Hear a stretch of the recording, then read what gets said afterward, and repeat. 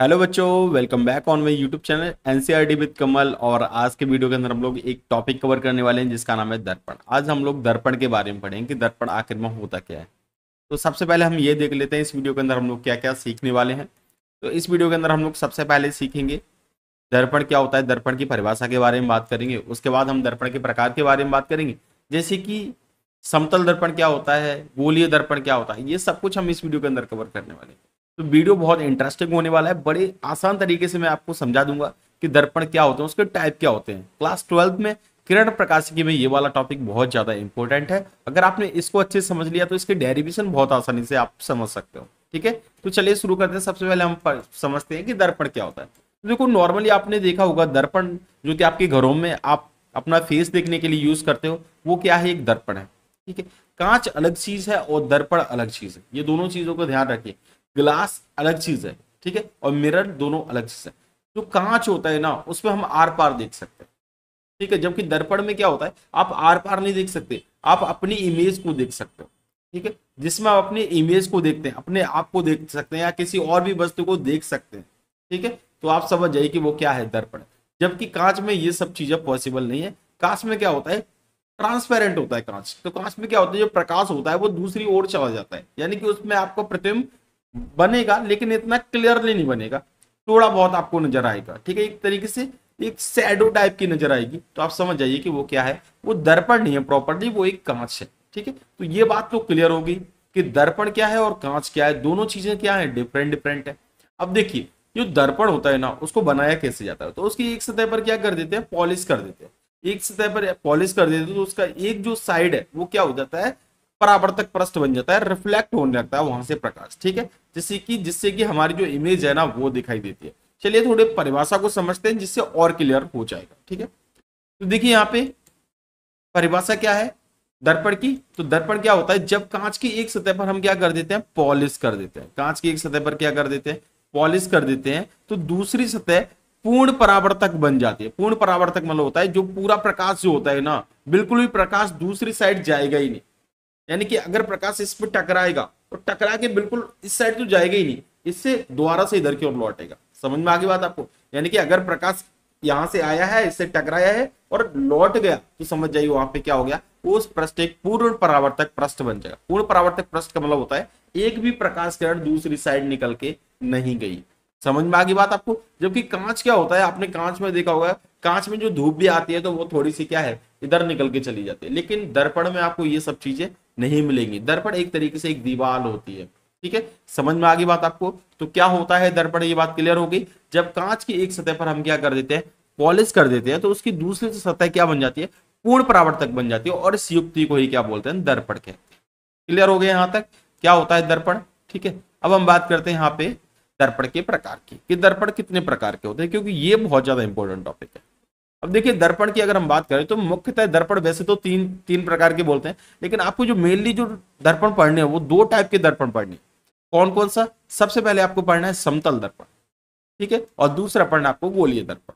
अब समतल दर्पण क्या होता है, गोलीय दर्पण क्या होता है, वो हम लोग अभी बात करने वाले हैं। टॉपिक में बिल्कुल बारी से आएंगे। अभी तक आप सिर्फ ये समझ लीजिए दर्पण कितने टाइप के होते हैं, दो टाइप के होते हैं। एक होता है समतल दर्पण और एक होता है गोलीय दर्पण। ठीक है, तो चलिए सबसे पहले हम बात करते हैं समतल दर्पण।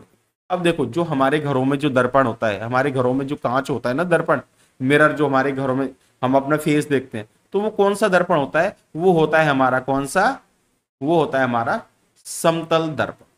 ठीक है, समतल दर्पण की खासियत ये होती है कि इसमें जो इमेज बनती है ना, वो बिल्कुल जस्ट दर्पण के पीछे बनती है और सेम डिस्टेंस पे बनती है। यानी कि जितनी दूरी पर दर्पण बना है उतनी पे ही क्या है, प्रतिबिंब बन जाएगा। ठीक है, प्रतिबिंब के बारे में हम लोग बात करेंगे, एक वीडियो में सेपरेटली लेके आऊंगा जिसके अंदर मैं ये बताऊंगा कि प्रतिबिंब होता क्या है और ये कैसे बनता है और कितने कितने प्रकार के प्रतिबिंब होते हैं, तो वो भी हम यहाँ पे समझेंगे।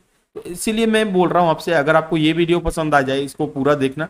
अगर आपको वीडियो पसंद आ जाए और आप और भी इसी तरीके के इंटरेस्टिंग टॉपिक, जैसे मैं आपको बता रहा हूँ प्रतिबिंब के बारे में, तो आपको वो टॉपिक भी वहां पे मिल जाएंगे। इसीलिए चैनल को सब्सक्राइब कर लीजिए। ठीक है, क्योंकि आपके लिए ये चैनल बिल्कुल हेल्पफुल रहेगा और टोटली फ्री भी रहेगा। कोई इसके चार्जेस नहीं है, आप सिर्फ वीडियो देखिए, आपकी जितनी हेल्प होगी मैं यहाँ पे करने की कोशिश करूंगा। ठीक है, तो चलिए टॉपिक पे आते हैं हम लोग। हमारा टॉपिक है यहाँ पे समतल दर्पण क्या होता है। ठीक है, तो समतल दर्पण समझ में आ गया। तो क्या है, ऐसा दर्पण जिसका परावर्तक पृष्ठ समतल होता है, बिल्कुल समतल मिलेगा, सीधा बिल्कुल प्लेन मिलेगा, ठीक है, उसे हम क्या कहते हैं, समतल दर्पण कहते हैं। तो समतल दर्पण क्या होता है ये समझ लेते हैं सिंपल सी भाषा में।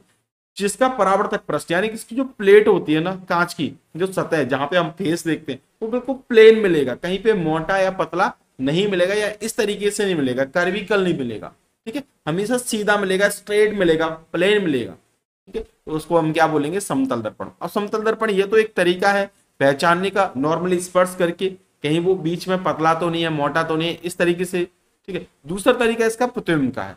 प्रतिबिंब में क्या होता है, जो समतल दर्पण होते हैं ना, उसमें जो प्रतिबिंब बनते हैं वो हमेशा बनते हैं जितनी दूरी पर आप खड़े होगे। मान के चलो मैं दर्पण से कितनी 5 मीटर की दूरी पर खड़ा हूं, ठीक है, तो दर्पण के अंदर जो प्रतिबिंब बनेगा ना, वो दर्पण के पीछे बनेगा और उतनी ही दूरी पर बनेगा, 5 मीटर पीछे जाके बनेगा। समझ में आगे बात, आपको इतना याद रखना है, ठीक है। ये काय की बात कर रहे हैं हम लोग, यहाँ पे प्लेन मिरर की बात कर रहे हैं, यानी कि समतल दर्पण की बात कर रहे हैं। तो समतल दर्पण समझ में आ गया। तो समतल दर्पण ऐसा दृश्य परावर्तक पृष्ठ होता है जिसमें जिसका जो परावर्तक पृष्ठ होता है ना, वो कैसा होता है, प्लेन होता है, बिल्कुल समतल होता है, तो उसे समतल दर्पण बोलते हैं। अब बात करते हैं हम लोग यहाँ पे गोलीय दर्पण की। ये बहुत ज्यादा इंपॉर्टेंट है क्योंकि इसके ही डेरिवेशन करंट प्रकाश के अंदर बनते हैं। तो गोलीय दर्पण जो होता है ना, तो वे दर्पण जो किसी गोले से काट कर बनाते हैं। ये गोला होता है ना, गोला जैसे मान के चलो एक कांच का गोला होता है, उसको काट के बनाएंगे, तो इस टाइप के जो दर्पण होते हैं उसे क्या बोलते हैं हम लोग, गोलीय दर्पण बोलते हैं, ठीक है। अब गोलीय दर्पण कितने प्रकार के होते हैं, तो गोलीय दर्पण 2 प्रकार के होते हैं, एक होता है अवतल दर्पण और एक होता है उत्तल दर्पण, ठीक है। तो गोलीय दर्पण क्या होता है ये समझ में आ गया। गोलीय दर्पण वो होता है जिसमें हमें एक गोले को काट कर, कांच के गोले को काट देंगे और उसकी एक सतह पर क्या कर देंगे, पॉलिश कर देंगे, तो वो गोलीय दर्पण कहलाएगा, ठीक है। यानी कि उसका जो सरफेस होगा, उसका जो पृष्ठ होगा वो प्लेन नहीं होगा, इस तरीके से फ्लैट, इस तरीके से मुड़ा हुआ होगा, ठीक है। आगे मैं आपको इमेज भी उसके दिखाऊंगा तो और क्लियर हो जाएगा। तो अभी तक के लिए आप ये याद रखो कि गोलीय दर्पण 2 प्रकार के होते हैं, एक समतल, एक अवतल दर्पण और एक उत्तल दर्पण। तो चलिए सबसे पहले हम बात करते हैं यहाँ पे अवतल दर्पण की। तो देखो जो आप घरों में यूज करते हो वो अवतल दर्पण नहीं होता, वो एक समतल दर्पण होता है। लेकिन जब आप कटिंग कराने के लिए जाते हो, हेयर कट कराने के लिए जाते हो, किसी बार्बर शॉप पे जाते हो, आप नाई की दुकान पे जाते हो, तो आपको जो शीशे लगे हुए मिलते हैं वो होते हैं अवतल दर्पण, ठीक है। अब ये अवतल दर्पण क्यों यूज करते हैं इसका भी कारण है, वो प्रतिबिंब क्या होता है उसके अंदर बड़ा बनता है, उसके बारे में हम आगे बात करेंगे। तो अभी तो आप ये समझ लीजिए अवतल दर्पण क्या होता है। तो देखिए अवतल दर्पण होता है ऐसा गोलीय दर्पण जिसका परावर्तक पृष्ठ दबा हुआ होगा। इसका परावर्तक पृष्ठ कैसा होगा, दबा हुआ होगा, यानी कि बीच में इस तरीके से दबा हुआ होगा, इस तरीके से, इस टाइप का होगा, क्लियर। तो उसको क्या बोलते हैं हम लोग, अवतल दर्पण बोलते हैं। अवतल दर्पण समझ में आ गया, जो बीच में कैसे होंगे, हमेशा दबे हुए मिलेंगे थोड़े से, उसको बोलते हैं अवतल दर्पण, ठीक है। तो क्लियर। तो अवतल दर्पण को समझने के लिए मैं आपको यहाँ पे एक इमेज शो करा रहा हूँ। देखिए ये इमेज आपको दिख रही है, ठीक है। अगर हम इसकी इस साइड पे देखो, इस साइड पे अगर हम पॉलिश कर देंगे ऐसे, ठीक है, इधर हमने पॉलिश किया, ध्यान रखना ये पॉलिश का निशान बना रहे हैं हम लोग, इधर हमने क्या कर दिया, पॉलिश कर दिया। अगर इधर हमने पॉलिश किया तो इसका परावर्तक पृष्ठ कौन सा होगा, जा इसका परावर्तक पृष्ठ यही तो होगा। तो ये देखो बीच में देखो कैसा लग रहा है, बीच में देखो दबा हुआ लग रहा है कि नहीं। तो इसीलिए ये कौन सा दर्पण है, अवतल दर्पण है, ठीक है। जो कहाँ पे यूज किए जाते हैं, बार्बर शॉप में किया जाता है, नाई की दुकान पर, जहां पे हम हेयर कट कराने जाते हैं वहां पे अधिकतर यूज किए जाते हैं अवतल दर्पण, ठीक है। क्लियर हो गया। अवतल दर्पण में इसको क्या बोलते हैं, अवतल दर्पण में ध्यान रखना, ये जो बीच में से लाइन जा रही है इसको मुख्य अक्ष बोलते हैं। ये जो अवतल दर्पण में क्या होता है, ये जो बीच में से लाइन जाती है दर्पण के जस्ट बीचों बीच, उसे क्या बोलते हैं, मुख्य अक्ष बोलते हैं। और जहां पे ये जो लाइन काटती है, ये इसको बोलते हैं यहाँ पे, इसको बोलते हैं दर्पण का ध्रुव। क्लियर हो गया। इसको दर्पण का क्या बोलते हैं, यहाँ पे ध्रुव बोलते हैं, ठीक है। तो ये कुछ बातें आपको याद रखनी है। और ये कहाँ से काट के बनाए जाते हैं, ये एक गोले में से काट के बनाए जाते हैं। तो इसीलिए इसका एक केंद्र भी होता है जिसे हम क्या बोलते हैं, ठीक है, जिसे हम सी बोलते हैं, और इसको बोलते हैं वक्रता केंद्र। इसका क्या होता है, वक्रता केंद्र होता है, ठीक है।